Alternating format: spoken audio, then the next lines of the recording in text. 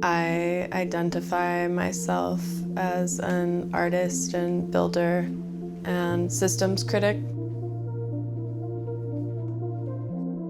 I love installing and building things. I absolutely love building things when I can. That brings me a lot of joy and a lot of meaning to my life. I think in the general public, when they think of someone with a disability, it's very, very limited and not accurate to the actual experience. So a lot of the work that I do surrounds that sort of consciousness. A few months ago, I traveled to New York to install my piece at the Whitney. So the piece at the Whitney Biennial is called the Kitchen Piece, and it's a kitchen built to scale for standing people, how I experience the built environment. I've been so lucky to be able to work with Thomas Groza, who does the 3D renderings of my pieces and vacuum forms them. We make them in a material where I cut them out and can install them. And I also just hadn't seen a lot of pieces made out of this material before, and it makes it so light that I can do it myself.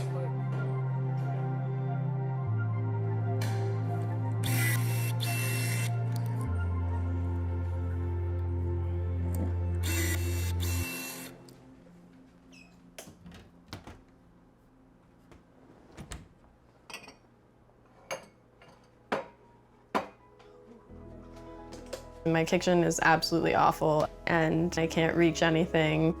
Its dysfunction inspired the piece of the Whitney.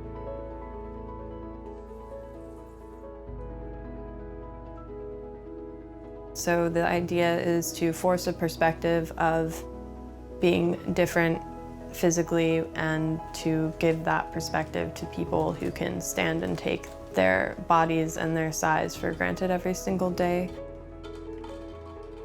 For me, it's a critique of the built environment and the standards and norms that have been, put on us to deal with since industrialization and capitalism have existed. People see me as being successful. I've done Little Nas music videos. I've been in Vogue. I've been in many different publications. In spite of all of the things that I have now accomplished, it is still extremely difficult to legally survive within the systems that exist, and I don't think it should be this way.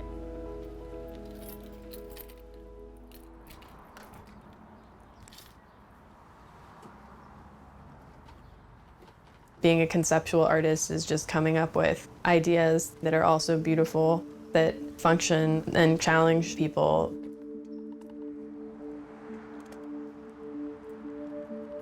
I think if I could, I wouldn't be an artist. I pursue art because I don't have a body that facilitates any other structures of work.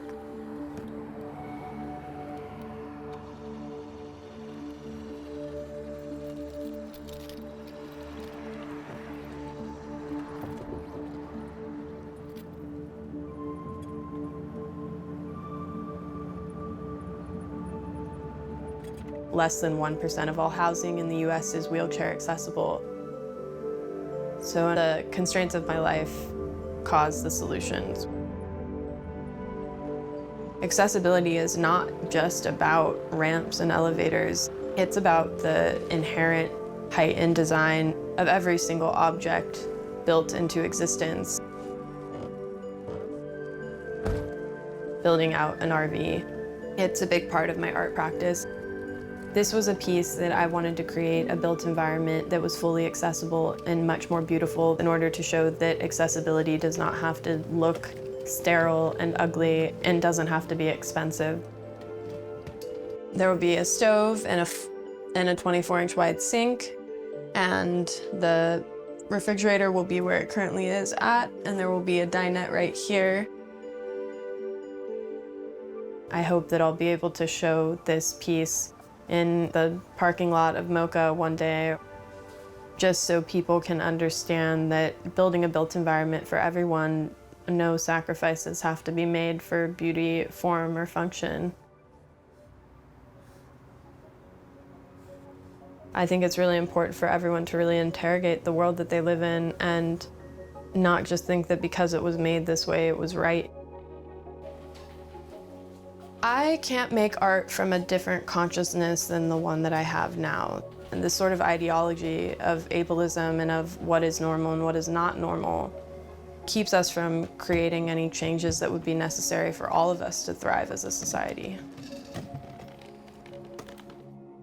I wish disabled people were the ones who were developers and who organized and designed our cities, actually creating a world that's worth living in.